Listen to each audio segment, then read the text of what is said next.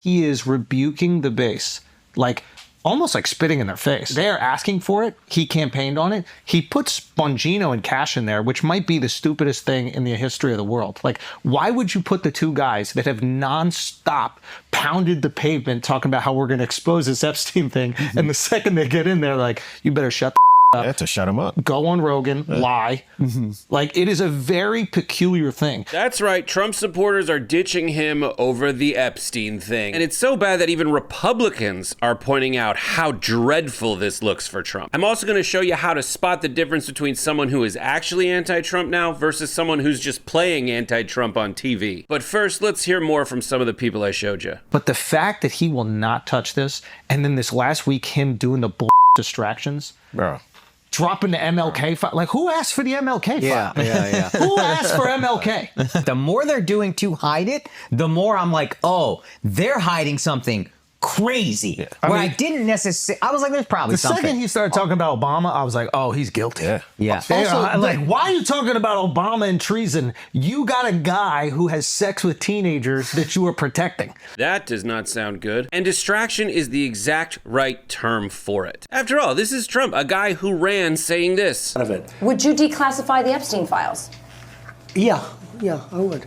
But he hasn't, and people are pissed. And since then, he has tried to distract, deflect, and deny all involvement in super weird and transparent ways. I made a list. He said that Obama did Russiagate. Not true. Nonsensical. He said he'd release parts of the grand jury, but he hasn't. He said he's entertaining pardoning Ghislaine Maxwell. He released the MLK files out of nowhere. He bombed Iran. He's trying to blame Democrats for this happening, even though the only reason it's on anyone's radar so delightfully is because it's Trump supporters calling him out. And Pam Bondi also released a mashup of Epstein prison footage that, like everybody pointed out, was super misleading immediately. Metadata from raw Epstein prison video shows approximately 2 minutes and 53 seconds were removed from one of the two stitched together clips. The cut starts off at the missing minute. Wow. And it's not just people like Joe Rogan, who apparently believes in wizards. Even Republican strategists are talking about how bad this is for Trump and the creepy lengths to which he's going to hide this thing, hoping it just goes away.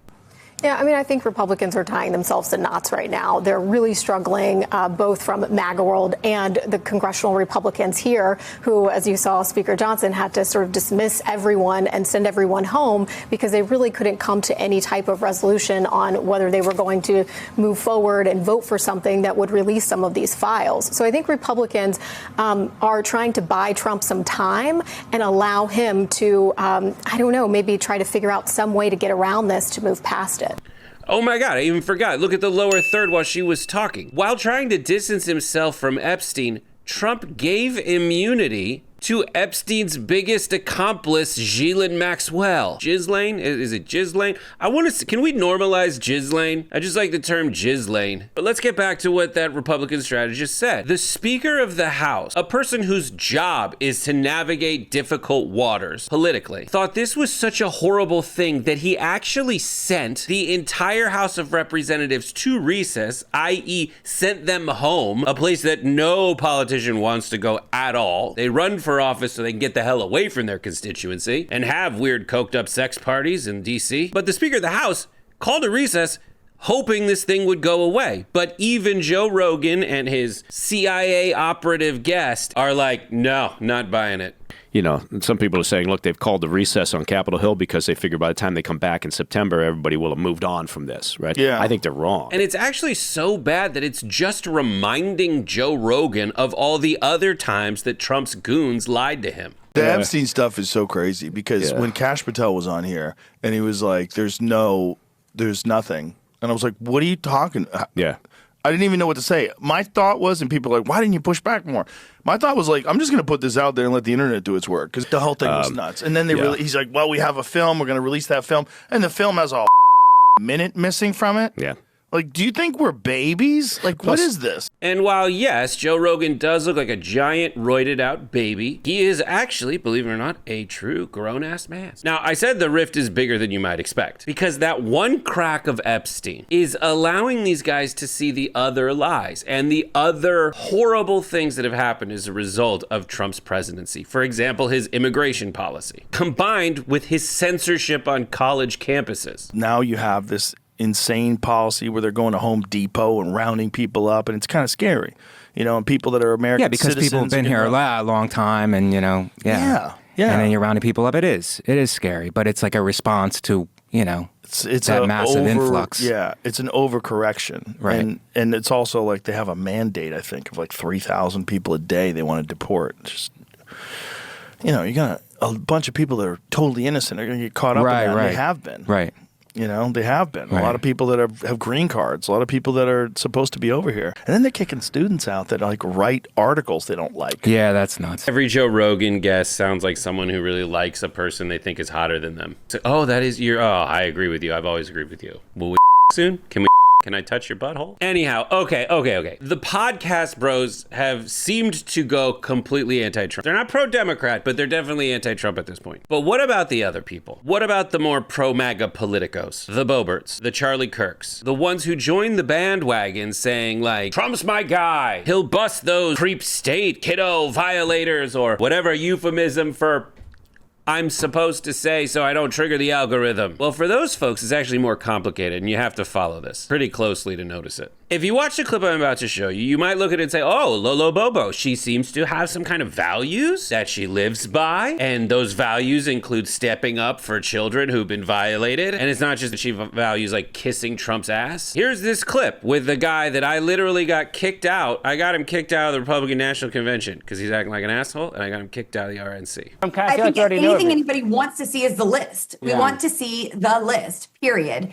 I don't care what names are on it. I want to see what names are on it and why. It is a bipartisan issue. And so I want to see what these folks were doing with Epstein. Aha, very strong, very bipartisan. However, there is always a but. And at the RNC, I also saw Lauren Boebert's butt, and it's actually, I hate to admit, quite attractive. But anyways, if you watch the rest of the clip, look at how she's already positioning herself to push blame onto other people besides Donald Trump. This was a month ago. I certainly want these released. President Trump has done a great job of declassifying certain information, but also where has this information been in decades? Like what through what hands has this information gone through? You never know what has been removed or potentially even added. And so it's really difficult to find the absolute truth when there's been so many years of darkness that this information has been hidden in. See that? It's like she's scolding Trump, but playing footsie with him under the table. Oh, who else's hands has been through? Ostensibly Democrats and other real deep state threats, not just Trump. Now, we'll cut to 2 weeks after that, and suddenly it's this framing from her and other Trump yes men, and all of a sudden they're like, you know what? Actually, on second thought, we should trust all the people that are hiding this information from us, right? That sounds like a decent thing. Right? And like you mentioned, President Trump, this wasn't his main thing that he ran on. I would much rather have a secure border than a list from a dead pedophile at this time. I'm done talking about Epstein for the time being. I'm going to trust my friends in the administration. I'm going to trust my friends in the government. Who are your sources? Let's go down the list, and then we'll talk about why they might be saying that. My sources are the President of the United States, the Vice President of the United States, Kash Patel, the head of the FBI, Dan Bongino, the Deputy Head of the FBI, and Pam Bondi, the Attorney General. There's justice and the fact that we might have pedophiles serving in our government right now. Oh, my goodness, that's horrible. Yeah. I'm just saying, what people care about is how to feed their families and how the economy grows and take care of their futures. This stuff is poop on a stick. Nobody gives...